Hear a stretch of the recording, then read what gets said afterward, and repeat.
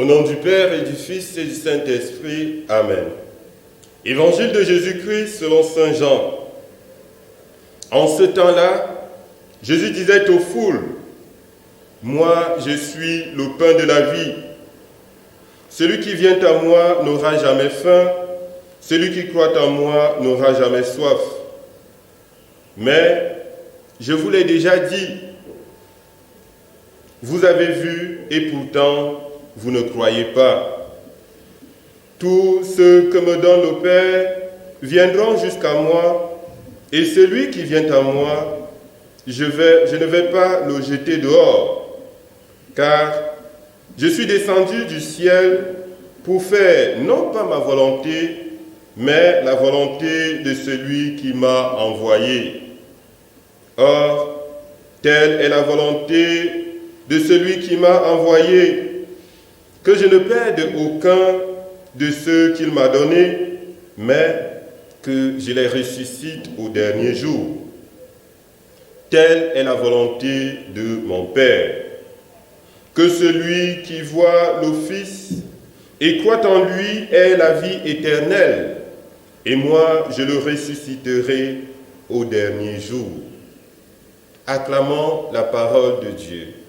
Louange à toi, Seigneur Jésus. Depuis lundi dernier, l'Évangile nous parle du discours sur le pain de vie. Aujourd'hui encore, Jésus se présente à nous comme ce pain de vie, mais avec une particularité. Il dit en effet, « Je suis descendu du ciel pour faire non pas ma volonté, mais la volonté de celui qui m'a envoyé. » Il y a donc de la part de Jésus une volonté manifeste, celle de réaliser la volonté de son Père. C'est cela sa mission.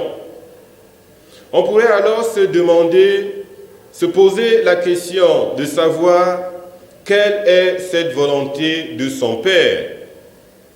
La réponse est simple.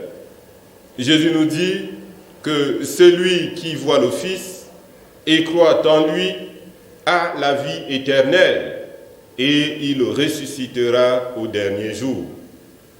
Ainsi, le Seigneur nous invite par nos mêmes faits à nous engager dans la réalisation de la volonté de son Père afin d'obtenir par lui la résurrection, le salut.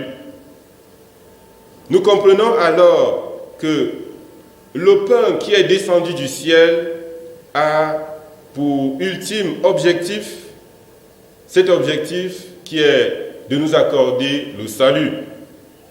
Demandons au Seigneur de nous accorder la grâce de conformer notre volonté à sa propre volonté, afin que nous puissions bénéficier dignement du salut accordé par Dieu.